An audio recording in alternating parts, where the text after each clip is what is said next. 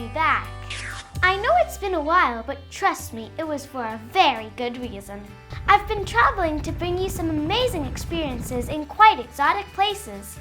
Can't wait any longer to share them with you, so follow me. We're heading to Jordan. Welcome to Petra! It's one of the oldest cities in the world. And what makes it even more spectacular is the place where it was built in.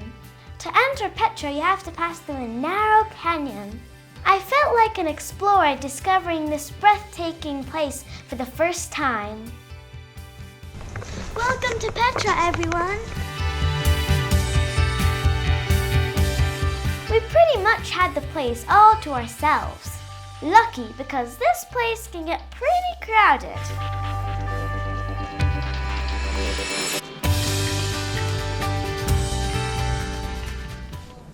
Check out my new 360 VR video to immerse yourself among the people, the camels, the donkeys, and the most famous feature of Petra. Petra comes from the Greek word Petros, which means rock. It is also known as the Rose City because of its rose-red colored sandstone hills. An extraordinary entrance leads you to the treasury, one of the most popular and elaborate temples ever built. The temple is built into the rock.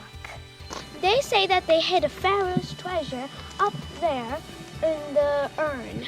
So cool to think the treasure might be in there. It was made such a long time ago. Al-Khazneh, better known as the treasury, is where they filmed Indiana Jones, in case you or your dad or mom were wondering. After you, Junior. Yes, sir. Dun, dun, dun, dun, dun, dun, dun, dun, dun, dun. To get the best view of Petra, you have to climb up so many steps. Oh, it was tough, but totally worth it. Just take a look, but hang on tight so you don't fall.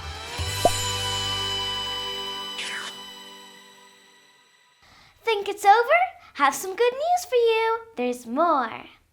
Now follow me to the Dead Sea. Hi! Behind me is the Dead Sea. Well, it's actually not a sea, as they call it. It's actually a salt lake.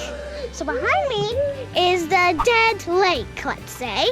It's actually a saltwater lake, created almost 3 million years ago. No animals or plants can live there because it's so salty. Almost 9 times saltier than the seas all around the world. And it has so much salt in it that you can float without even trying. Look at the salt on my neck. Salty lake. Don't taste it, trust me. It's like eating a spoonful of salt. Yucky. The salt makes the water super dense, which means that it weighs more than fresh water.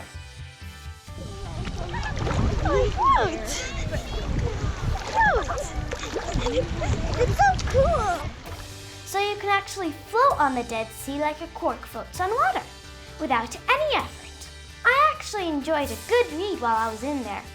Well, but just for a few minutes, because after that it all started itching. It's beginning to itch. All those tiny cuts in your skin that you didn't even know about started stinging.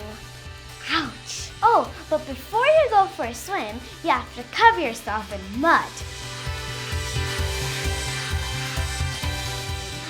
They say that this mud is good for your skin, and they tell you that you should put some on your legs, some on your arms, and maybe on your face.